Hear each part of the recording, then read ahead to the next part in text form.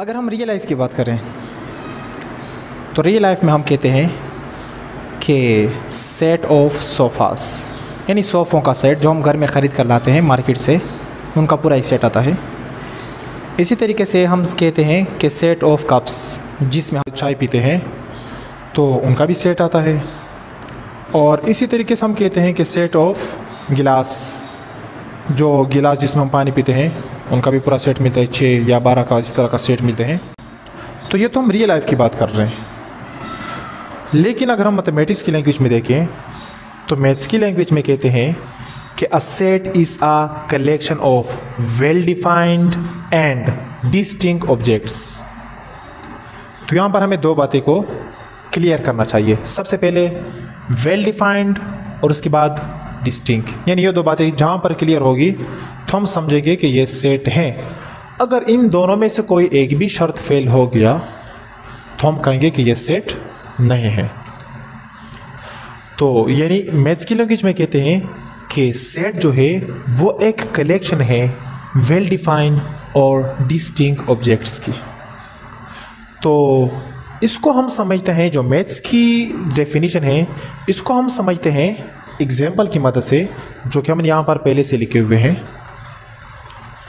तो यहाँ पर हमने कलेक्शन लिखा हुआ है, यहाँ पर हम कहेंगे कि डिस्टिंक्ट है और यहाँ पर हम कहेंगे कि वेल डिफाइंड है, और तीसरे कॉलम में ये जो चौथा कॉलम है इसमें हम कहेंगे कि हाँ ये सेट है। अगर डिस्टिंक्ट भी है और वेल डिफाइंड भी है तो हम कहेंगे कि ये सेट है। तो सबसे पहले कलेक्शन को अगर हम देखें, ये है 1 3 3 4 और 5। तो क्या ये डिस्टिंक्ट है? यहाँ पर 1 3 दो दफ़ा आ रहा है लेकिन 1 रिपीट नहीं हो रहा। अब अगर 3 यहाँ पर रिपीट हो रहा है तो इसका मतलब है कि ये कलेक्शन डिस्टिंक्ट तो नहीं है। 4 भी रिपीट नहीं हो रहा, 5 भी रिपीट नहीं हो रहा, लेकिन यहाँ पर 3 रिपीट हो रहे हैं। तो इसका मतलब ये हुआ कि ये डिस्टिंक्ट तो नहीं है। अब क्या ये वेल डिफाइन है? बिल्कुल इसको हम वेल डिफाइन कह सकते हैं, क्योंकि ये नंबर्स है। तो ये नेचुरल नंबर भी हो सकते हैं, ये इंटीजर्स नंबर भी हो सकते हैं, क्योंकि इंटीजर में भी यही नंबर आते हैं, और ये होल नंबर भी हो सकते हैं और रैशनल भी हो सकते हैं। तो इसको तो हम वेल डिफाइन तो कह सकते हैं, लेकिन डिस्टिंक्ट नहीं है। अब हमने कहा था कि अगर इन दोनों में से कोई एक भी शर्त फेल हो जाए तो इसका मतलब कि ये सेट नहीं है।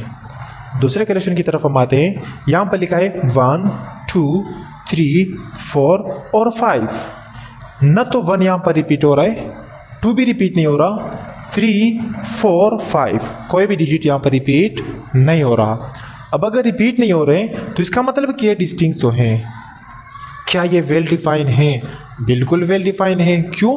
क्योंकि ये काउंटिंग नंबर है 1 से लेकर 5 तक। अब यहाँ पर हमने कहा कि ये वेल डिफाइन है। अब वेल डिफाइन क्यों है? वेल डिफाइन हम उसको तब कहते हैं, कोई भी कलेक्शन हो उसको हम वेल डिफाइन तब कहते हैं कि जहाँ पर सबकी राय सेम हो। अब यहाँ पर सिर्फ और सिर्फ मैं नहीं कहूँगा कि ये 1 से लेकर 5 तक काउंटिंग नंबर है, आप भी कहेंगे कि ये 1 से लेकर 5 तक काउंटिंग नंबर है, या नेचुरल नंबर भी कह सकते हैं इसको। और 1 से लेकर 5 तक काउंटिंग नंबर किसी से भी हम पूछे सब कहेंगे कि ये काउंटिंग नंबर है, जो कि 1 से लेकर 5 तक है। यानी दुनिया में आप कहीं भी चले जाएं सब के सब यही कहेंगे कि ये काउंटिंग नंबर है 1 से लेकर 5 तक। तो यहाँ पर सबकी राय सेम है, तो इसका मतलब ये हुआ कि ये वेल डिफाइन है, क्योंकि सबकी राय यहाँ पर सेम है। अब अगर ये डिस्टिंक्ट भी है और वेल डिफाइन भी है तो इसका मतलब कि ये सेट भी है। आते हम तीसरे एग्जाम्पल की तरफ। तीसरे एग्जाम्पल में कलेक्शन ऑफ सेट जो है हमारे पास वो C का है। C is equal to 1 2 A B। अब इसको हम डिस्टिंक्ट कह सकते हैं अगर हम ये मेंशन करें कि A और B 1 2 नहीं है और A इक्वल नहीं है B के, यानी A न तो 1 है और न 2, B न तो 1 है और न 2, और A B खुद आपस में इक्वल नहीं है, तो इसको हम डिस्टिंक्ट कह सकते हैं। अब क्या ये वेल डिफाइन है? ये वेल डिफाइन नहीं है। अब आप कह रहे होंगे कि ये 1 है, ये 2 है, ये A है, ये B है, सबकी राय यही है। बिल्कुल आपने सही कहा, लेकिन ये सेट ऑफ नंबर्स है या सेट ऑफ लेटर्स है?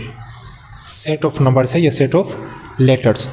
तो यहाँ पर हम इसको वेल डिफाइन नहीं कर सकते क्योंकि ये न तो नंबर्स है और ना तो इंग्लिश लेटर्स है सब के सब, तो इसलिए इसको हम वेल डिफाइन नहीं कह सकते। अब ये डिस्टिंक्ट कह सकते हैं इसको हम, लेकिन वेल डिफाइन इसको हम नहीं कह सकते, तो इसलिए ये सेट भी नहीं है। अब हम आते हैं तीसरे एग्जाम्पल की तरफ। तीसरे एग्जाम्पल में कहते हैं collection of good teachers. Good teachers, good जो अच्छे टीचर्स होते हैं उसकी कलेक्शन। अब अगर उसकी कलेक्शन हम करें, जो अच्छे टीचर्स होते हैं, क्लास में 5 स्टूडेंट ऐसे होंगे जो कि वो कहेंगे कि मैथ्स जो हमें पढ़ाते हैं हमें टीचर ए से पढ़ना है, टीचर ए हमें अच्छा मैथ्स पढ़ाते हैं।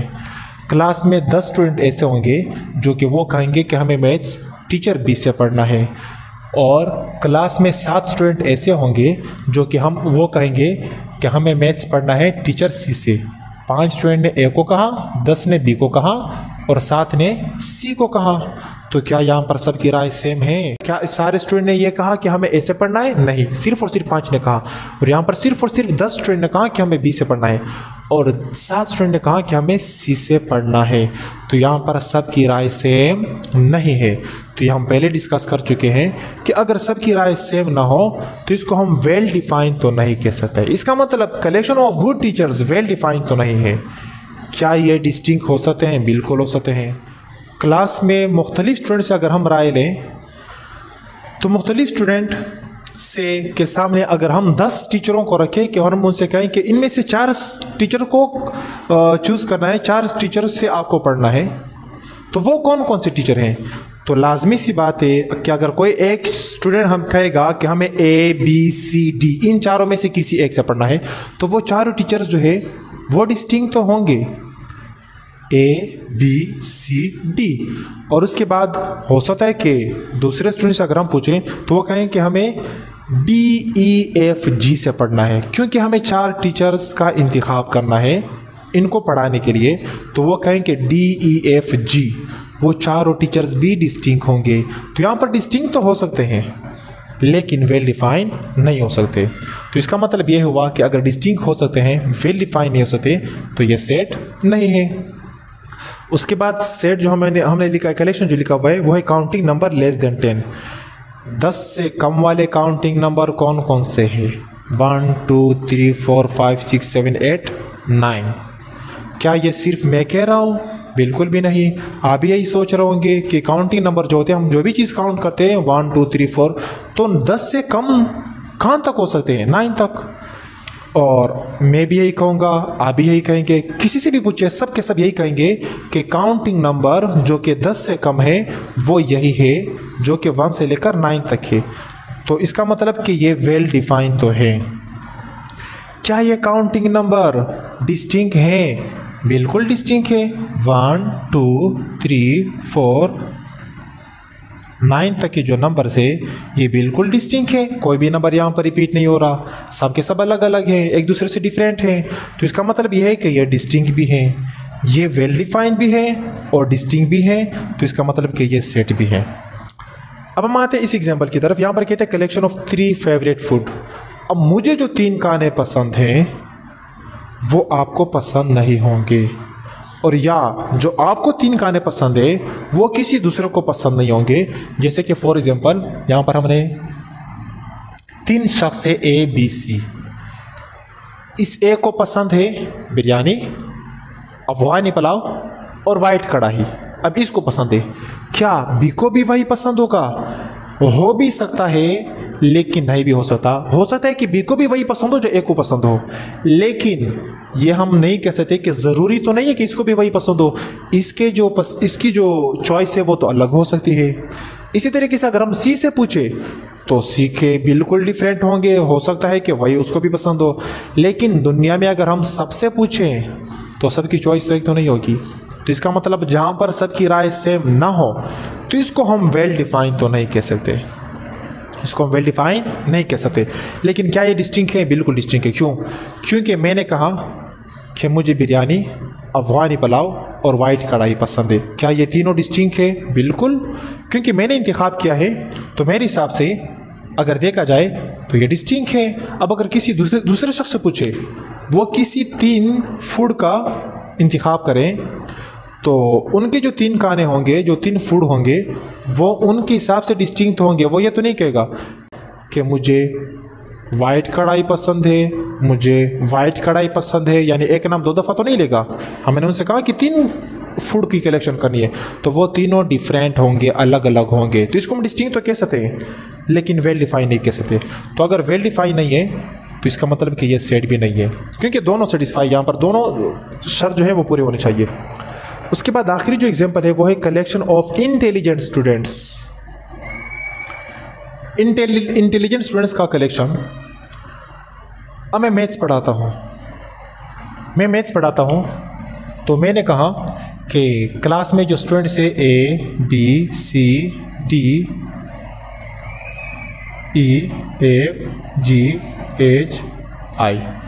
ये स्टूडेंट्स है।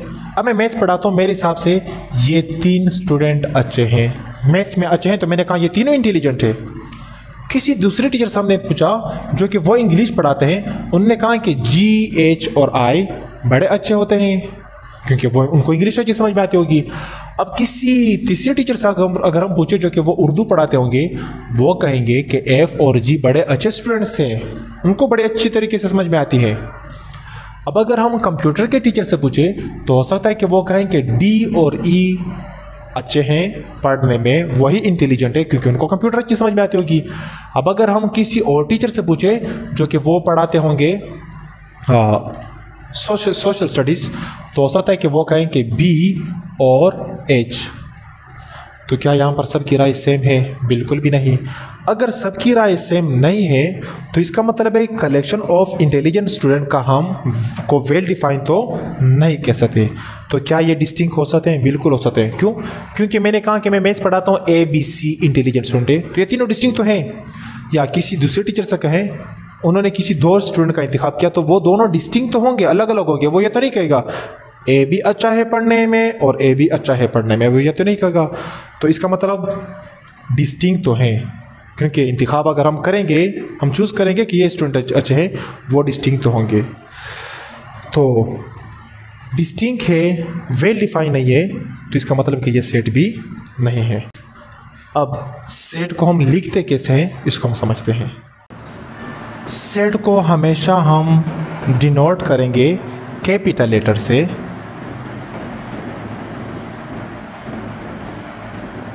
यानी ये जो लेटर है ये कैपिटल होना चाहिए, जिसे हम डिनोट करते हैं। यानी A is equal to ABCDE। इसके अंदर के जो लेटर्स हैं ये हमेशा स्मॉल होने चाहिए, ये हमेशा स्मॉल होने चाहिए। इनके अंदर के लेटर्स को हमेशा हम स्मॉल रखेंगे, और जिस लेटर से हम डिनोट करेंगे वो कैपिटल होना चाहिए। ABC कुछ भी हो, लेकिन ये कैपिटल होना चाहिए। और इसी तरीके से इसके लिए हम जिस ब्रैकेट का इस्तेमाल करते हैं वो ब्रैकेट होना चाहिए कर्ली ब्रैकेट। हमेशा इसको हम कर्ली ब्रैकेट की शक्ल में लिखेंगे, और इनके दरमियान अलग अलग मेंबर्स को जाहिर करने के लिए हम इस्तेमाल करते हैं कॉमास का। किस चीज़ का इस्तेमाल करेंगे? कॉमास। यानी कॉमा की मदद से इसको हम सेपरेट करेंगे, यानी सेपरेटेड बाय कॉमास। इनके जो एलिमेंट्स, इनके अंदर के जो मेंबर्स होते हैं ABCDE, इसको हम, इन सब को हम एलिमेंट्स या मेंबर्स कहते हैं। ABCDE जो है ये एलिमेंट्स या मेंबर्स होंगे, स्मॉल होनी चाहिए, इसको हम एलिमेंट्स या मेंबर्स कहेंगे, मेंबर्स या एलिमेंट्स होंगे।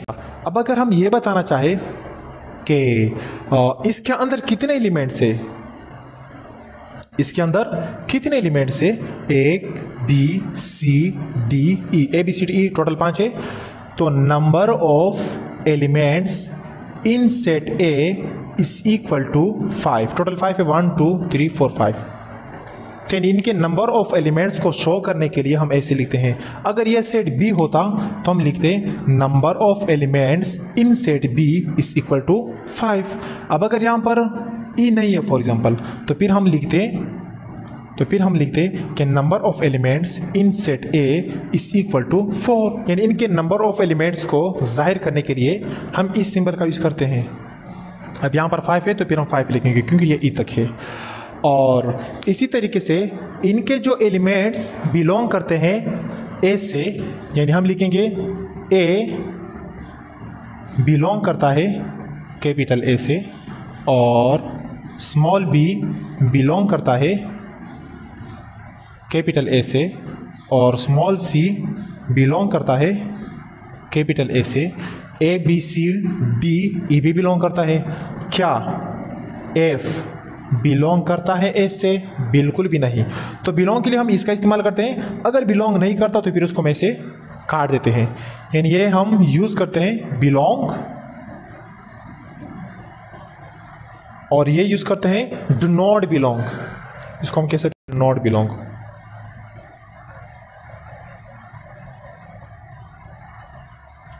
A belong to set A and F not belong to set B।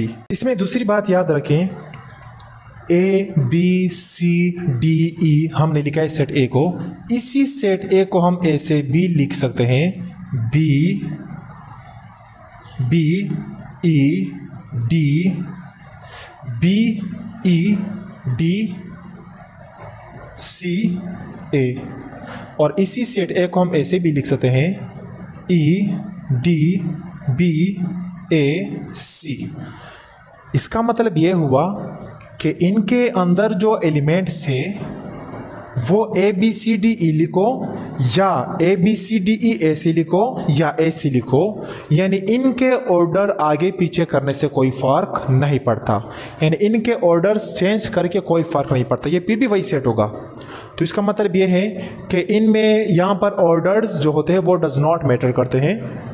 लेकिन अगर हम कह रहे हैं कि ए इक्वल है इसके, तो इनके एलिमेंट्स सेम होने चाहिए, बस सिर्फ और सिर्फ इनके अंदर के जो एलिमेंट्स है वो सेम होने चाहिए। अब ये वाला ए सेट ए जो है ये इस सेट ए के बिल्कुल इक्वल है। अगर इसको मैं बी का नाम भी दे दूँ, फॉर एग्जांपल कि ये सेट बी है, तो हम कह सकते हैं कि set A is equal to set B. ठीक है, अब ये तो मैंने ए के ऑर्डर्स को चेंज कर दिया था, लेकिन यहाँ पर हम सिर्फ और सिर्फ ये बताने के लिए कर रहे थे कि ये दोनों सेट सेम है, इससे कोई फ़र्क नहीं पड़ता कि अगर इसका ऑर्डर को हम चेंज करें। उम्मीद करता हूँ कि आज की क्लास में आप लोगों ने यह समझ लिया होगा कि सेट किस चीज़ को कहते हैं और सेट को किस चीज़ से डिनोट करते हैं। इनके अंदर के जो एलिमेंट्स है वो स्मॉल होते हैं, इसको हम एलिमेंट्स या मेंबर कहते हैं।